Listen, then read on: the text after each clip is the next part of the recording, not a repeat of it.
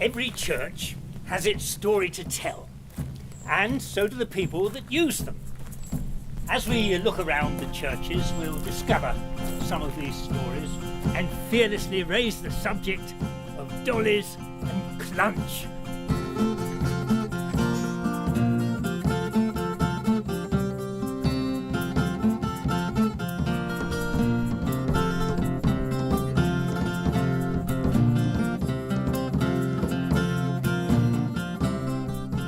In this particular film, I'm going to examine some of the stories surrounding round-towered churches and the effect they have on the people that use them to this day. There are over 185 round-towered churches, all but 10 of which are in East Anglia. Far more than in any other country in Europe. All listed in this catalogue by William Good. Were they originally watchtowers or defences against the Saxon invaders? There are 126 round towers in Norfolk and 42 in Suffolk, but for practical reasons we will concentrate on the 6 round towers in Essex, only found in a central band running north to south. Now, all of them, apart from one, Grade 1 listed buildings. Why are round towers so regional to East Anglia? Why is only one of them near the coast? And why are they round? 3 of the Essex round towers have wooden spires and 2 are battlemented, all Victorian additions, but our first church has the last medieval round tower to be built in England and is unembellished. Bardfield Sailing near Braintree was started during the first half of the 14th century but was not finished until 1380, probably due to the arrival of the Black Death. Like most parish churches, the walls have been whitewashed since the Protestant Reformation, but would initially have been covered in wall paintings, some of which have been exposed. There is also the remains of Tudor vandalism, graffiti on a pillar. The tower itself has 3 stages and a plain parapet. Like the main church, the flint walls have stone and clunch dressings. You don't know about clunch? Well, this is a piece of clunch. It's actually a piece of lime mortar with stones and some clay. It's very, very easy to work when wet, but when dry, very, very hard. There are north and south doorways, but the original north door is blocked. The south one has been modernised. The tower and the nave remain largely structurally unaltered. Pevsner, that great architectural historian, suggests that the tower windows may be early. The main and quite unique feature of this tower, apart from its lack of battlements, is the external stair turret leading up to the bell chamber.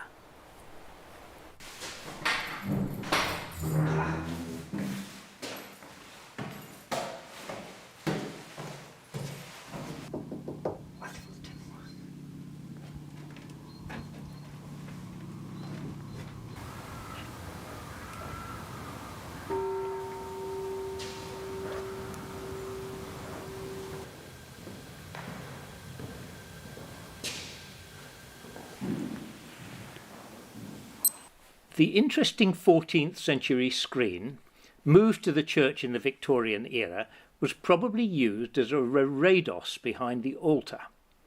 It was decorated with beautiful straw plaiting panels, some of which are in cases in the nave. We can simulate how these would have looked, but why was straw plaiting used? Corn dollies are the traditional dolls made of straw at harvest time. At the end of the 18th century, the agricultural revolution and mechanisation resulted in increasing rural poverty in East Anglia. It brought vital work for the working class women. Plaiting was also used to make braids for the straw hat industry in London. This industry proved profitable for about a century.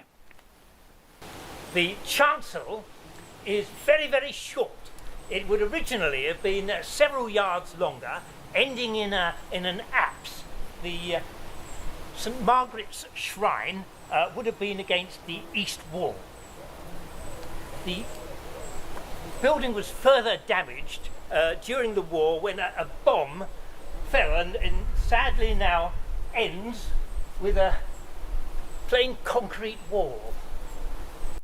The remains of the shrine are displayed in the aisle. The Church of St Mary the Virgin at Great Lees was built largely in the early 12th century, but the chancel was added in 1330. This beautiful round tower has this wonderful Norman arch over the west door. W.J. Good suggests that the tower was Saxon built, but is the only authority that puts it that early. Now, the tower belfry has 5 bells dated in 1634, but unfortunately they're no longer regularly run. The tower itself was capped with the wooden spire in 1882, when the vestry and porch were also added.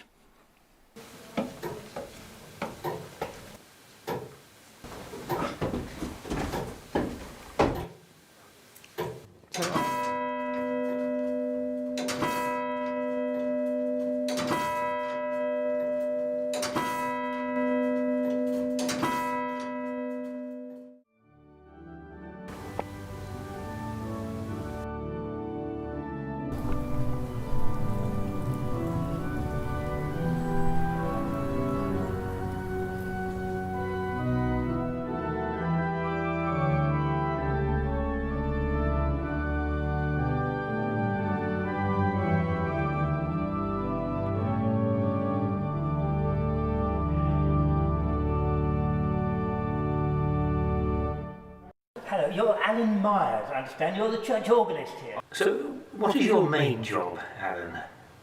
So I'm an IT engineer, so I run my own IT company. And that's what we do all day long, that's it.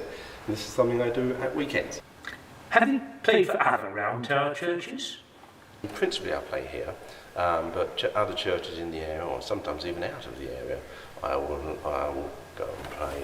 So for example, Barfield Sailing, I play there sometimes. They've actually retained their lanterns and the old oil lamps, and they've been converted to electric, so it gives it a lovely atmosphere in that way. That's only single manual organ at Barfield Sailing. What do you like about being a church organist? I like playing the pipe organ. I like the depth of the sound that it produces. There's nothing about the volume. Well, it's quite good to play loud. Usually annoys some in the congregation. Too loud, too loud. But I regard it more as a depth. And each one's very different. How different is it to play in such unusual churches? Certainly, I mean, they're very old churches, obviously, and of course the walls are very, very heavy, solid stone. And yes, I think that probably makes a difference. Yes. And do you have a choir here? We do, yes. But as with everything, with not only this church, all churches, everything's in decline and suffering. So when I first started here, we had a team of bell ringers. They've now all gone. We had a team of ladies who used to come in and clean the church very regularly. It was spotless. They've all gone. If you look around, you see loads of spiders, webs and things. And we do have a choir, but it's a fraction of the size of what it used to be. And as is the congregation. And it's a very significant problem for churches. I mean, it's a beautiful Grade 1 listed building, but struggling to survive. And thank you so much for showing me your idea. Oh, yes. Pevsner considers the chancel generously decorated. The nave has an octagonal font, a priest brass, and 8 benches from the 15th century. There is also some old stained glass, once recycled as a clergyman's fire screen. The northernmost churches serve 2 of the many small rural villages nestled in the upper Stour River Valley. This environment is far different from the suburban towns of South Essex, for which Essex is generally known. Coincidentally, both churches have towers that have been badly damaged by lightning strikes. Pentlow is right on the Suffolk border, close to the River Stour. The entrance path from the road is quite concealed, It was clearly originally the manorial church and is still surrounded by Pentlow Hall grounds outside the village. Pevsner and English heritage date the main church as Norman. The Flint Tower has Victorian battlements, but Norman and 14th century windows.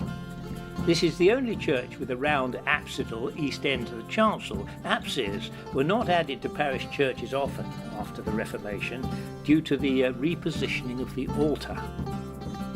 Inside, the nave is typically lime-washed. The font is 12th century but is unusually built into the north wall and has a later wooden cover. Kemp's Chapel was added in the 16th century but looks more attractive from the inside than the outside. It was made for the tombs of Judge George Kemp, 1606, and one of his sons, John Kemp, and his wife. Their 10 daughters and 4 sons are carved on the side.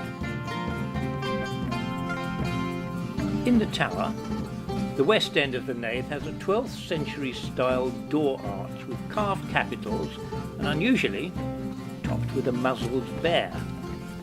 Now, this arch was quite clearly originally an exterior west door, showing the tower must have been built after the nave was erected. When lightning recently struck the tower, the door was blown open and rubble entered the nave.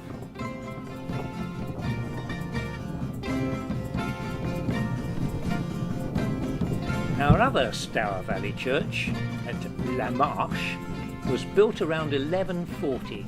It is externally plastered, which was not uncommon when it was built. The nave, chancel and the tower were constructed at the same time, unlike Pentlow, but with later windows. The north side of the tower was destroyed by lightning in 1797 and was only repaired with brick, wood and plaster when the spire was added in 1865, but you cannot see the repair from the outside. The walls are naturally made of flint, but is dressed with clunch. One of the 14th century nave window label stops is said to feature Lady Margaret Beaufort, once owner of the manor and mother of King Henry VII. Lady Beaufort has recently been unfairly seen as a ruthless figure. Sole heir to the Duke of Somerset, she was married 4 times. When she was 12 years old, she was married to Edmund Tudor, who died of the plague the next year while she was pregnant with her only son.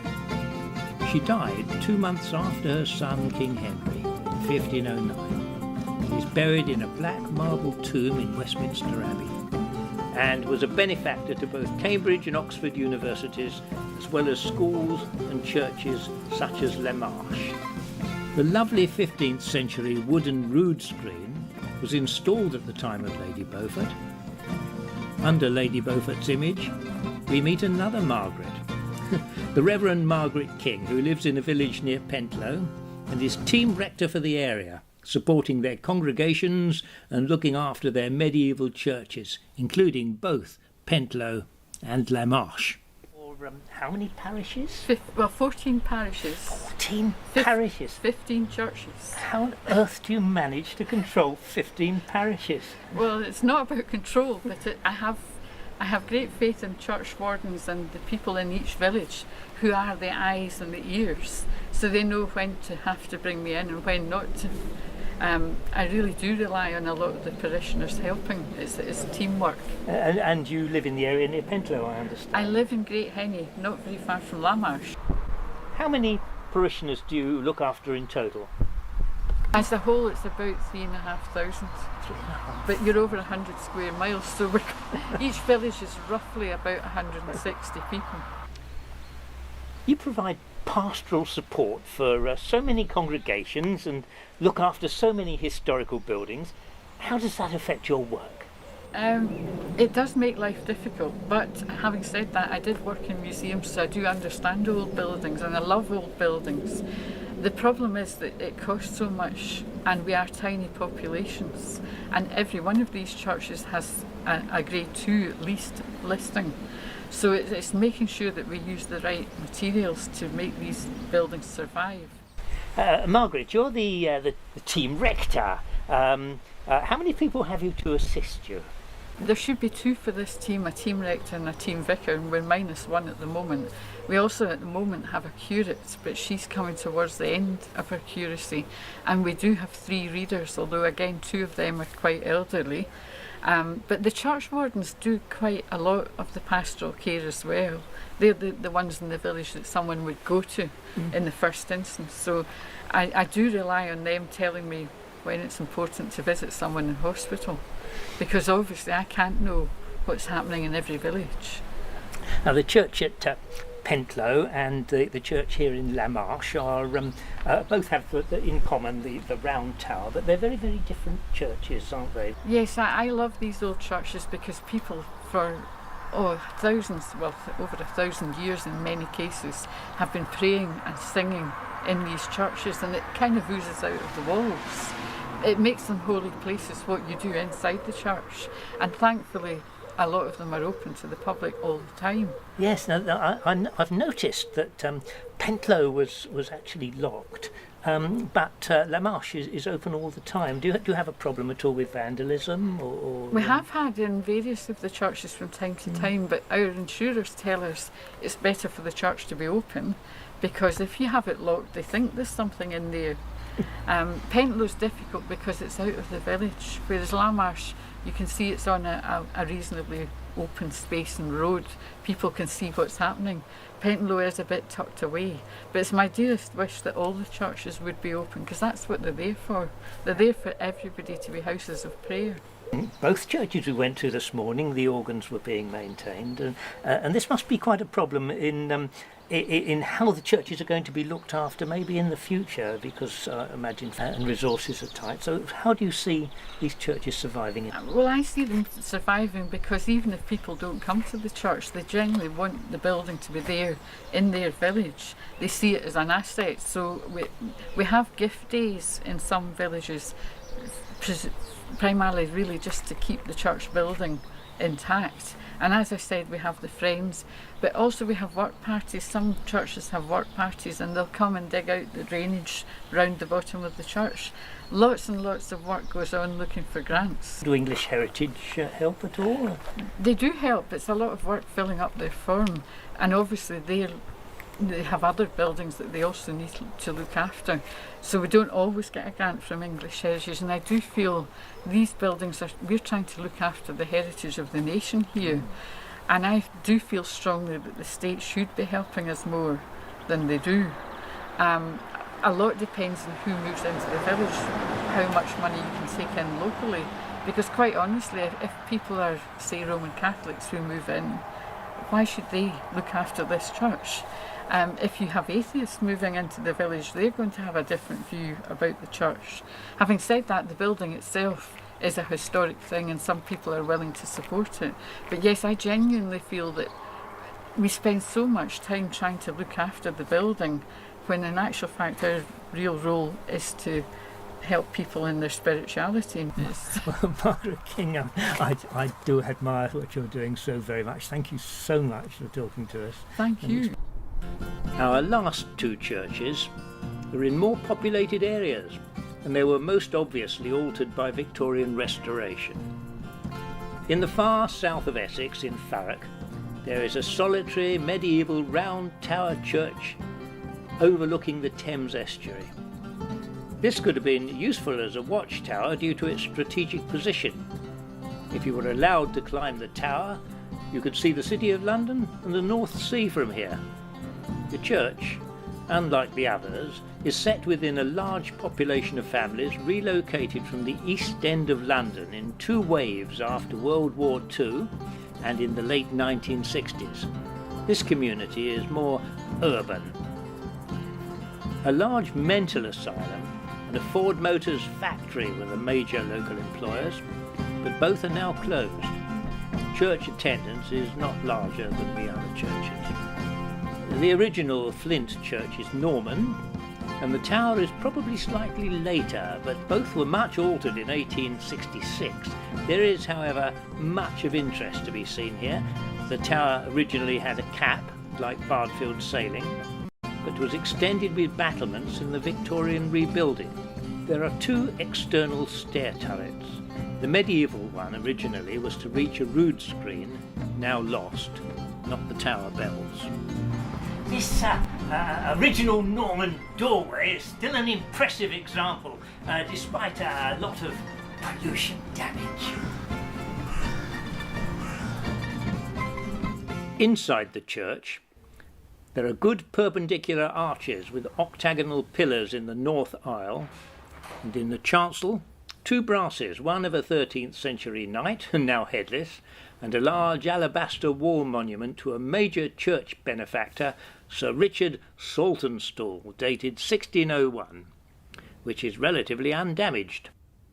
Sir Richard Saltonstall was an important Elizabethan businessman. He was Lord Mayor of London, Member of Parliament, Director of Merchant Adventurers and other similar international exploratory companies. He was born in Yorkshire, but his wife Susanna was born in South Ockenden. A nephew of the same name was one of the New England colonists, and his descendant, Nathaniel, was one of the judges in the Salem witch trials. Our last church is St Mary's Broomfield near Chelmsford, one of the earliest, but was also much extended and restored by Frederick Chancellor in the 1870s. It is the largest of our churches, but its best features are even more modern.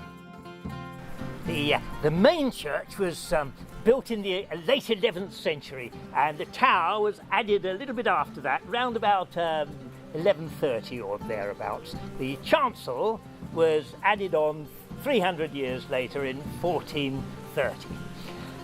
The main construction, like all the churches, is coursed flint, and a certain amount of pudding stone was also used in its construction. The porch and the wooden spire and the nave and the chancel and many of the windows, of course, are all Victorian in origin, and this may very well be the reason why it has only achieved a Grade 2 listing. William Good also formed the Round Tower Church Society in 1973 to preserve and promote these churches. The Society have celebrated their 40th birthday in 2013, so let's ask the advice of one of their most experienced Essex representatives, its 17th member. Oh, Mrs. Hard, it's delightful to meet you. I understand you're an early member of the Round Tower Church Society. How long have you been a member? Yes, I've been a member, since about 2 or 3 years after it was started. Can you tell me how you came to be involved in it and who Well, founded I've it? always attended this church, and that's made me interested in round towers, and also I'm really from Norfolk, and the bulk of the round tower churches are in Norfolk. I understand that England has 185 of these round towered churches, and all but 10 of them are in East Anglia. Yes, I think you're right. So I'm wondering why so many were built in this area. And Well, there's not much building stone here, not quarryable stone. There's only the hard form of chalk, which is Barnack stone, is quite rare. And these are churches that are mostly in quite poor parishes, wouldn't have been able to import stone from abroad. I see. Is it perhaps easier to build a tower round than Much it is easier, to build it much square? easier. So, what is the age of this particular church and the tower? It's Norman, about 1100. And was the tower built at the same time as the church? No, the tower is later. If you look at the tower arch, it's so thick that you can see that it consists of an archway in the west wall of the church and an archway in the wall of the tower. I see. So why was the tower built in the first place, do you think? For bells. Oh, just as simple as that. Did it have anything like a defence or a watchtower function, do you think? Well, or? you can't actually build a round tower when somebody says the Danes have landed at Clacton. It takes a year to build about 6 feet of tower, and then you've got to allow the plaster to go off. What's particularly special about St Mary's? The special features are connected with Rosemary Rutherford because we have 4 of her stained glass windows and also her fresco in the tower, which is the only true fresco in an English church. She and her brother were both on leave at the same time in the 1940s, and they used their precious egg ration to mix the paints, and the brother prepared the plaster and Rosemary painted it while the plaster was still wet. Christ stilling the storm, or St Peter the Fisherman, according to English heritage, was painted in 1943. Her father's image often appears in her stained glass, later created in the late 1950s, and she became a regionally well-known stained glass window artist after the war. And you yourself have presumably been coming to this church for a long time? Only 59 years. And you live locally? Yes. Thank you so much for talking about it. The 6 round towers of Essex provide a lot of evidence of how and when they were built. Were there few in Essex because there was better access to other building stone? If many were demolished and replaced, where's the evidence? Only 2 remains have been discovered in West Essex. There's no clear reason why so few should have been found in this county compared to Suffolk or Norfolk, or for their unusual distribution. Also, they generate a range of stories about our community history, and even if you're not a member of the established church, it is all part of our shared heritage. So, should we not all play a part in ensuring their preservation?